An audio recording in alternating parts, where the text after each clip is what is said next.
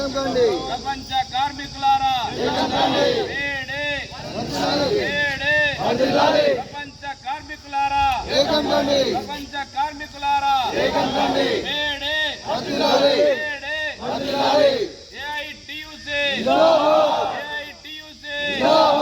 ప్రపంచ కార్మికులారా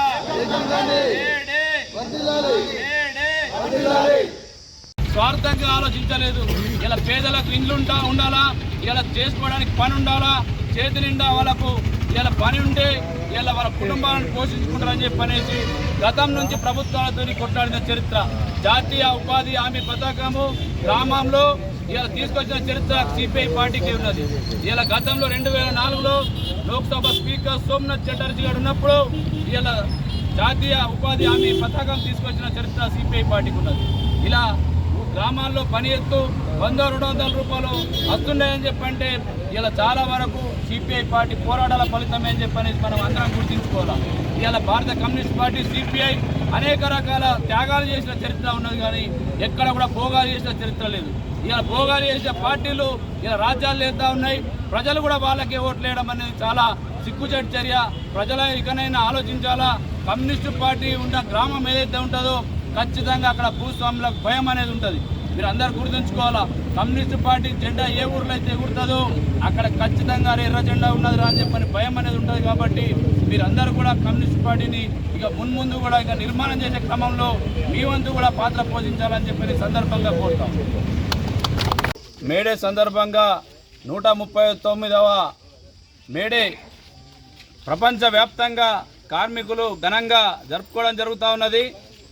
మేడే సందర్భంగా మేము ప్రభుత్వాలకు విన్నవించే విషయం ఏందనగా, ఈ ప్రభుత్వాలు కేంద్ర రాష్ట్ర ప్రభుత్వాలు మనం గతంలో చూసినాం. 10 సంవత్సరాలు కొత్త రాష్ట్రంలో ముఖ్యమంత్రి గారు అనేక వాగ్దానాలు చేసి ఇవాళ రాష్ట్రాన్ని అభివృద్ధి చేస్తాడని చెప్పి అనుకుంటే కోట్లాది కోట్ల రూపాయల అప్పులు ఇలా చేసినటువంటి చరిత్ర. ఇవాళ కొత్తగా ఎక్కినటువంటి ప్రభుత్వం ఏదన్నా ఎత్తదేమో అనుకుంటే వాళ్ళు చెప్పేది ఏంటంటే ఇంకా అప్పులు అయినాయి కదా, కేసీఆర్ వేసిపోయిన అప్పులు అయినాయి కదా అని చెప్తా ఉన్నారు. మేము అడుగుతా ఉన్నాం ఏంటంటే, ప్రభుత్వాలు కొత్తదనం కోరుకొని ఇలా పాత ప్రభుత్వాన్ని గద్దెదించిండ్రు. నీకు కత్తిచ్చిర్రు కాబట్టి యుద్ధం చేయమని చెప్పారు తప్ప పాత రాజు ఇచ్చేసిండు, పాత మంత్రి ఇచ్చేసిండు అని చెప్పడానికి కాదు. కాబట్టి తక్షణమే మీరు ఏదైతే కాంగ్రెస్ ప్రభుత్వం ఇచ్చిన హామీలను ఏదైతున్నాయో నెరవేర్చాలని చెప్పనేసి ఇప్పటికే ఆటో డ్రైవర్లకు ఇలా ఉపాధి లేకుండా పోయింది. ముఖ్యమంత్రి ఇచ్చినటువంటి హామీ ఇప్పటి వరకు నెరవేర్చలేదు. కనీసము ఆటో డ్రైవర్లకు సంవత్సరానికి ఆర్థికంగా పారితోషికం ఇస్తా అని చెప్పిండు, కానీ ఇప్పటిదాకా అమలు చేయడం లేదు. అలాగే కేంద్ర ప్రభుత్వం నరేంద్ర మోడీ గారు ఇలా మనం చూస్తూ ఉన్నాము, ఆదాని అంబానీలకు కొమ్ము కాస్తూ ఇవాళ జియో గతంలో 199 ఉంటే ఇవాళ 350 రూపాయలు పెంచేసి ఆయన కుమారుడు పెళ్లి తర్వాత 350 రూపాయలకు పెంచిన చరిత్ర ఉన్నది. ఇవాళ ప్రజలు ఏమనుకుంటూ ఉంటారంటే, నరేంద్ర మోడీ ఇవాళ అనేక రకాల ప్రజలకు మేలు చేస్తుండని చెప్పని అనుకుంటూనే ఉన్నారు. కానీ ఇవాళ పాత లోట్లు రద్దు కావడంతో ఇవాళ ఎక్కడ కూడా మనం చూస్తే ఉపాధులు లేకుండా పోయినాయి. వ్యాపారాలు, చిన్న పరిశ్రమలన్నీ ఇవాళ కుప్పకూలినటువంటి పరిస్థితి.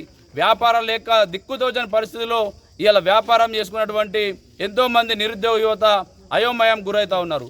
ఆ యువతకు కనీసం ఆదుకోవాల్సిన ఈ కేంద్ర ప్రభుత్వము ఎక్కడ ఆదుకోవడం లేదు.